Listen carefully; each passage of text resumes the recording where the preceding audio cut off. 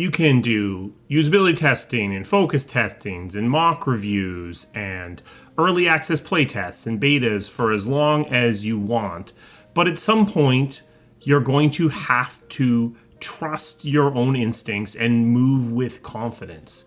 It can be useful to do some form of validation on the stuff you're working on, especially on the systems that have really tight iteration loops, combat, movement, puzzles, where it's useful to make sure that you haven't fallen into the trap of understanding things that are actually really hard to understand. In those cases, a usability test can really help show you if the thing you thought was really easy to pick up is actually as easy to understand as you thought. In the case of the game as a whole, doing a mock review can help you understand how potentially your game is going to be perceived by reviewers and potentially allow you to position your game differently and help you hit the market the way that you want to. Doing focus tests can help you understand how people are going to react to your visuals or other aspects of your game as well.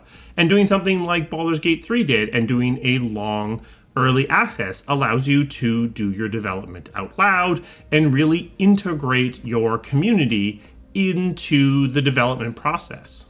But eventually, it's all going to come back to you. The dev team is the one that's got to incorporate that information from the telemetry that's coming in from your beta. The dev team is the one that has to come up with an understanding of what the usability test is really saying. The trap that you can fall into is to stop trusting your own instincts, stop trusting the instincts of the team, and fall into this state of using these testing processes as dev processes.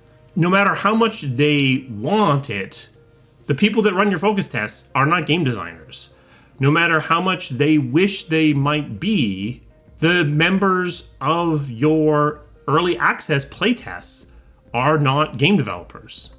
So gather their feedback, listen to what they're saying, but eventually you've got to trust yourself and move with confidence and make decisions that you feel are correct to address the feedback that you're getting. This is especially critical when it comes to things with really long iteration times, or things where people aren't able to clearly articulate their own feelings on the topic. So a great example of this is storytelling. You can have people play parts of your story, but their reaction to the story isn't necessarily going to correctly reflect the problems and weaknesses that might actually be in the story itself. So you have to look at the way that they are reacting to the media and then interpret and synthesize that reaction to figure out what you're actually going to do. You don't have time to make a couple of little tweaks and then put it in front of another focus test and then make a couple of little tweaks and put it in another focus test, because they are going to take way too long. And also, at the end of the day, if you ask people about some aspects of your game, the feedback they are going to give you is going to be wrong. They are going to tell you what they think they want when in fact they don't actually know. You can detect their frustration. You can detect the points of disengagement. You can look at a heat map and see where they're getting lost. But the way that you address those points of frustration is going to come back to people who have expertise, who have an understanding of the way that things are supposed to work. A great example of this is choice and consequence. Players of RPGs have been conditioned to think that they should be making a lot of choices and those choices should be reflected back at them. So if they are playing a game and they're feeling like they're disengaging from the story, they will often come back with a feeling like they weren't making choices, or the choices didn't matter, or something to that effect. When in fact, what might be the problem that they're having is that there is a lack of impact, meaning that the things that they are doing aren't seeming to affect the storytelling of the game. even if they were not making any choices at all. You can feel highly engaged in storytelling that has no choices. You can feel highly disengaged in storytelling that has tons of choices that are reflected back at you. When a player's saying they feel like there isn't enough choice and consequence, is that what they're actually experiencing? Or is that just the language that they have to communicate about a story that they're not engaging with, when in fact the problem is actually something else? So you can tell that they're having a problem, but you need to dig a little deeper to find out what the actual cause is. Gather feedback, listen to people, open up the channels to your community and to other sources of feedback.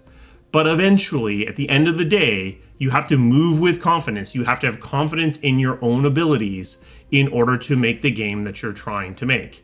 And a failure to do that is going to trap you in this cycle of indecision and information gathering that you may never successfully escape. A special thanks to my members. They provide the resources that this channel needs to keep running. If you're interested in becoming a member, there's a link to that down in the description. We have a Patreon as well now. We also have merch. I'm wearing the High Tea on the High Seas hoodie. If you're interested in picking something up, there's a shelf below this video. Do you wish that devs were listening to more focus tests? Do you wish there were more opportunities for you to drive the way that games were coming out? Or do you wish that they would surprise you more and stop listening to 12 people in a room feeling things about a partially completed title? What are your thoughts about the relationship between developers and their communities? What do you wish you saw more from AAA developers that maybe you see in the indie space? Let me know these things down in the comments. I will see you again soon. Thank you.